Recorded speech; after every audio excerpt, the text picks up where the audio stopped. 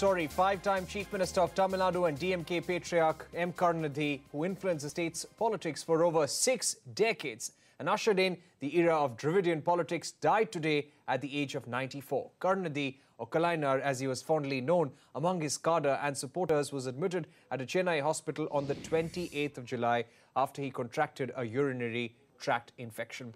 Karunanidhi's vital organs showed signs of weakening on the 29th of July. The hospital later described it as a transient setback. But yesterday, his health took a turn for the worse. The hospital had mentioned in its bulletin that the next 24 hours would be crucial. The end came at 6:10 p.m. in the evening today. A media statement released by Kauvery Hospital, where Karunanidhi was admitted for the last 11 days, said that despite their best possible efforts, the former Tamil Nadu Chief Minister failed to respond.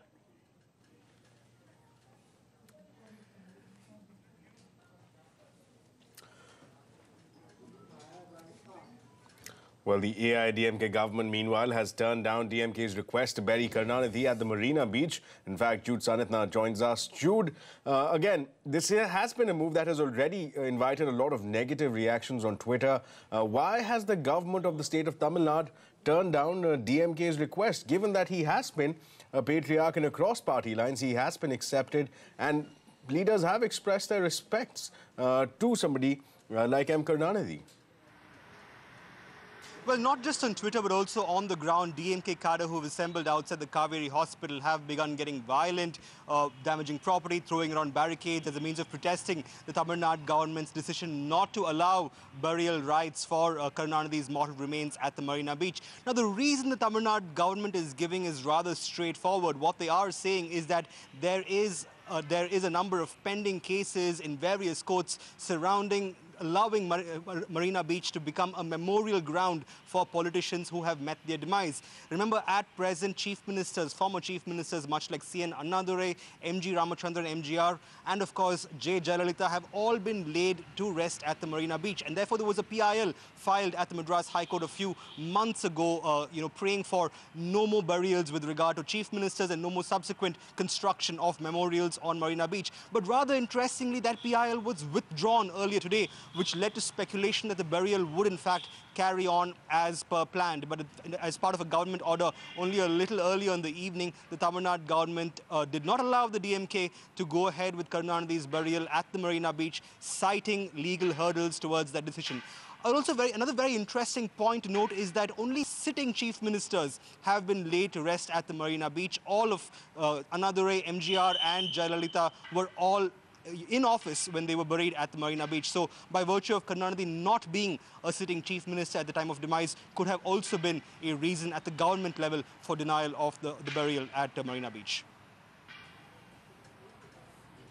Right, Drew, thanks a lot for that. So even the demise of M Karunanidhi inviting politics there. Let's move ahead now. As a 14-year-old boy, Muthuvel Karunanidhi took to political activism. Over the next 8 decades, he went on to shape politics in the state of Tamil Nadu. Now, a captivating orator who went on to write many books and screenplay for movies is leaving behind a rich legacy. Here's a look at the life and times of M Karunanidhi.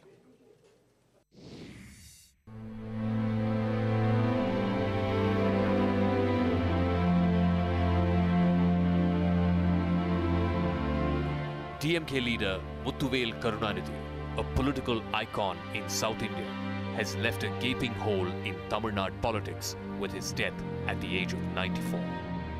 Karunanidhi leaves behind a family steeped in politics right through to the 3rd generation. He's survived by his sons M.K. Stalin, Alagiri, Muthu and Tamilarasu, and daughters Kanimuri and Selvi. Proof of his political legacy, the crowds of grief-stricken DMK workers at the party headquarters, Anna Arivalayam, and cries of Kalainar Varga, long live the artist.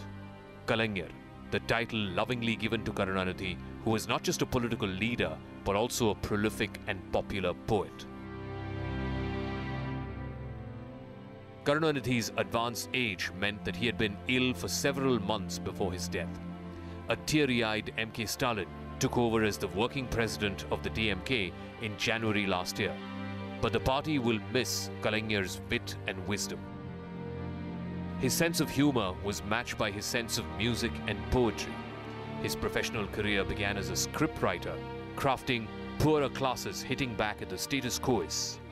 Parasakti, in which actor Sivaji Ganesan brings to life Karunanidhi's evocative lines, it was a massive hit.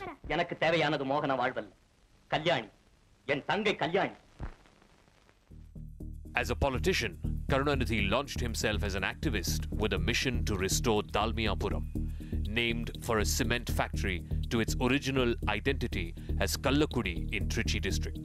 His success signaled the emergence of the politician in Karunanidhi. When the DMK stormed to power in 1967 on the back of the anti-Hindi agitation, Karunanidhi became a cabinet minister. 2 years later, after the death of Annadurai, he became chief minister in 1969. For much of Karunanidhi's career, he had to contend with a formidable foe, the Sri Lanka-born Malayali M.G. Ramachandran, or MGR.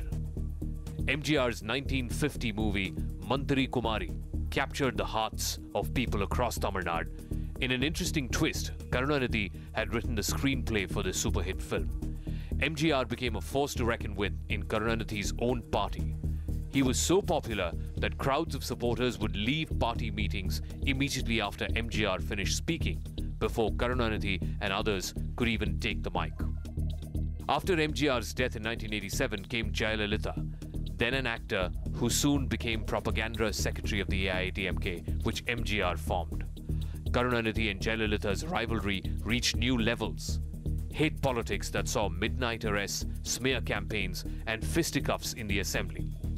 That bitterness between the DMK and the AIADMK remains to this day. With Karunanidhi's death, the Dravidian era of politics in Tamil Nadu has come to an end. While the DMK is in a far more stable position in terms of political leadership than the AIADMK, Karunanidhi's party will miss his masterful steering and iconic stature in the times ahead.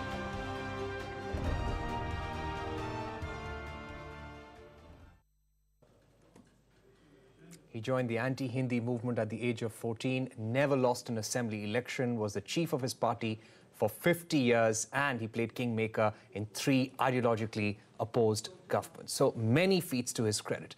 Prime Minister Narendra Modi has tweeted on the death of Karunanidhi. He said, and I quote him, "We've lost a deep-rooted mass leader, a prolific thinker, accomplished writer, and a stalwart whose life was devoted to the welfare of the poor and the marginalized," end quote.